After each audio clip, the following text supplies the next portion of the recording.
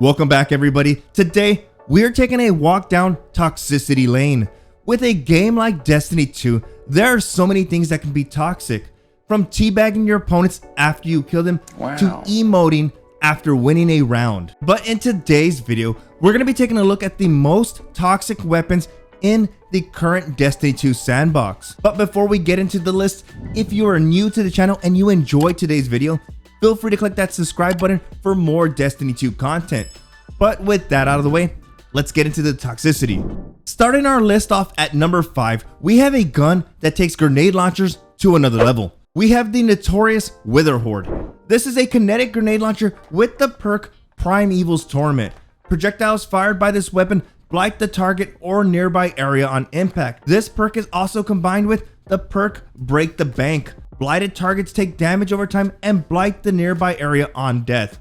Take everything you've hated about regular grenade launchers and add a sprinkle of Taken goo. This is the embodiment of the Wither Horde. What really makes this weapon annoying is that you don't even have to hit your target to affect them.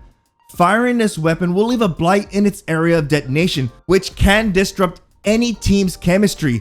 But not only that, it's also super annoying having to avoid this Taken puddle of goo during a gunfight. But if you happen to direct impact an enemy with this weapon, it will instantly kill them, turning them into a Taken pile of goo. But what if I told you that this wasn't even the crux of this weapon?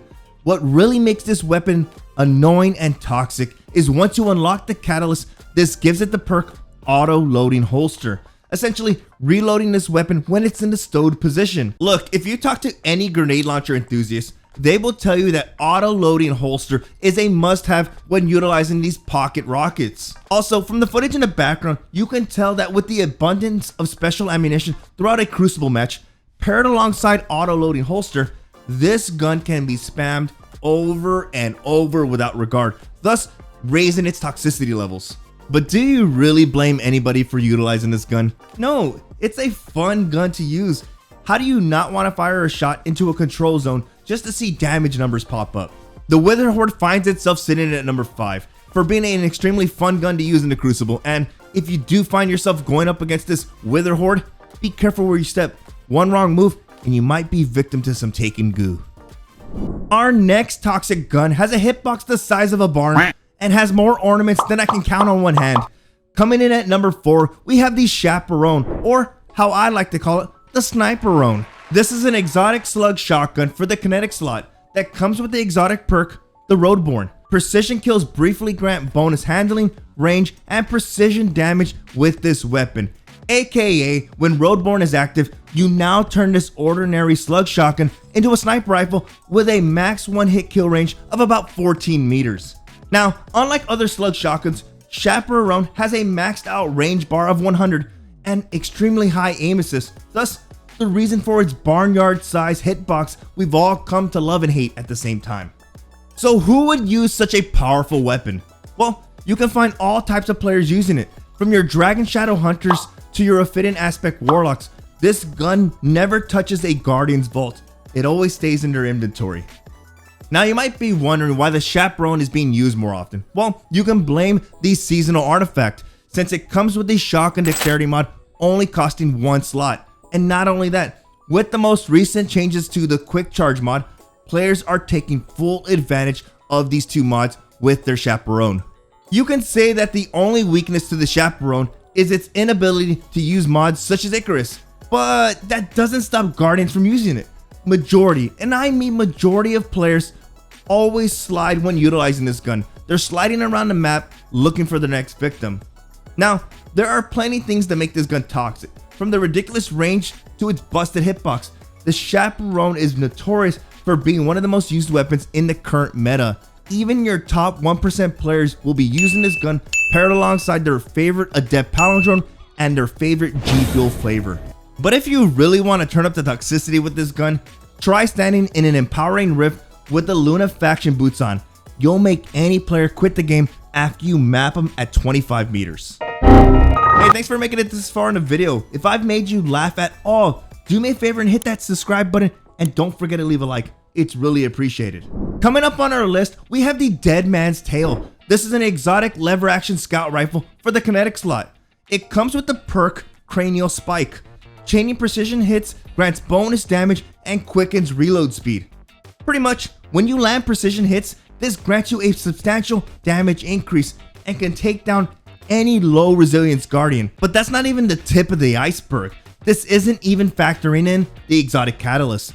With a fully unlocked exotic catalyst, you gain an increase to hipfire rate of fire, and it removes hip-fire accuracy penalties. Essentially, somebody at Bungie decided to turn the last word into a scout rifle. This gun hands out more free headshots than a Costco sample. Now, you normally find this gun on your Lion Rampart Titans or your floaty warlocks. Since this weapon has superb accuracy, pairing it along these exotics really turns up the toxicity to another level. You could potentially find yourself getting some aggressive teabags in PvP. If you've ever heard the quote, "Jack of all trades, master of none," well, the DMT doesn't believe in it. This lever action scout rifle is great in those up close fights since hipfire accuracy is maxed. And when it comes to long distance duels, this gun can easily duel without struggling. If you've ever wanted to be a space cowboy, then the DMT is your ticket there. Our number 2 weapon on the list is one that all Reddit champions will defend to the very end. Our next weapon is a fusion between the exotic hand cannon of the Thorn and a combat bow. We have the exotic combat bow Lemon Arc, or in my world, Lemon Arc. This exotic comes with the exotic perk Poison Arrows. Arrows fired quickly after a full draw become poison arrows. Precision hits with poison arrows spreads poison to nearby enemies. This weapon climbed up the list to number 2 because of its annoyance and effectiveness in PvP. We have a weapon that has no limit to its ammunition. A weapon that spreads poison just as fast as a bad case of the herpes. It's the pure embodiment of toxicity. When using this weapon and you see a group of enemies standing together, landing a poison arrow shot is probably one of the most satisfying things in Destiny. Seeing all those damage numbers pop up is pretty funny. Regardless of your skill level, you can be top 1%, you can be bottom 1%. Everybody hates this weapon. Getting a poison arrow to the face can take any player, regardless of skill, out of the fight. This weapon has such an impact on PvP. This is one of the best weapons for game modes such as Trials and Survival. Being able to disable an enemy for a few seconds can lead to more 3v2 engagements. But the cheese doesn't stop there. What if I told you each character had their own little cheesy build to this? If you're a hunter, you can always pair this bow with the exotic gauntlets Oathkeepers, thus making it easier to get more poison arrow hits. But maybe you're a warlock. You can always utilize an empowering rift and get one-hit kills with this weapon. Maybe you're a titan. You can always use side and ramparts and use a shoot through shield and utilize this weapon. But what can I say, guys? It's a super effective weapon. Sure, it might be annoying. It might feel a little unbalanced, but at the end of the day, use whatever it takes to get that W, even if it costs you getting teabagged by the enemy team. Finally, we have come to the final weapon on the list. With so much toxicity in Destiny and so many weapons that feel unbalanced, there is one gun that defies everything in Destiny. We have the Lorenz Driver, aka Lorenzo. This is an exotic energy linear rifle with the exotic perks Lagrangian Sight. This weapon marks targets with an automated targeting system. Final blows on marked targets generate a telemetry pattern. Collecting 3 telemetry patterns without dying grants this weapon bonus damage for a long duration. It also comes with the perk EM Anomaly. A precision final blow with this weapon creates an implosion that pulls in nearby targets and damages them with an additional detonation. This Giga Chad of a weapon really sucks. Like literally, it sucks. If you land a final blow on an enemy, this creates an implosion that pulls in nearby targets. This is by far one of the most annoying perks in the game. It even rivals the Cloud Strike's exotic perk Moral Polarity. But let's break down what really makes this weapon toxic in Destiny 2. Well, for starters, if you look at the Lorenz Driver's aim assist stat, it shows it at a 32, but when utilizing it in-game, the aim assist can feel a bit off. By how much, you ask? Well, rather than it being at 32, it feels more like 1000 aim assist. I'm not even joking.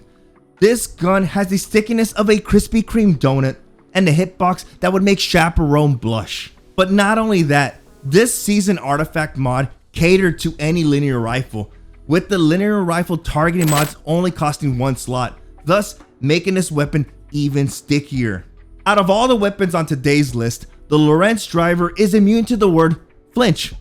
If you've ever gone up against this gun, then you know that flinch is non-existent when combating this weapon. All of this hasn't even factored in the exotic perk.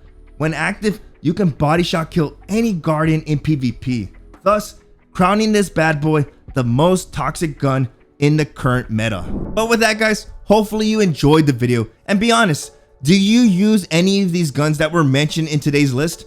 I do, because regardless of how toxic they are, they're pretty fun to use in PvP. Also, did I miss any guns? Would you add any guns to this list, or would you remove any guns from this list? I really do hope you guys enjoyed today's video. I tried taking a more fun, jokey style approach with this one. So if you did enjoy it, do me a favor and drop a like on the video. It lets me know to make more videos like this. I really do appreciate you guys stopping by and hanging out. You guys have a good one, and I will see you in the next video.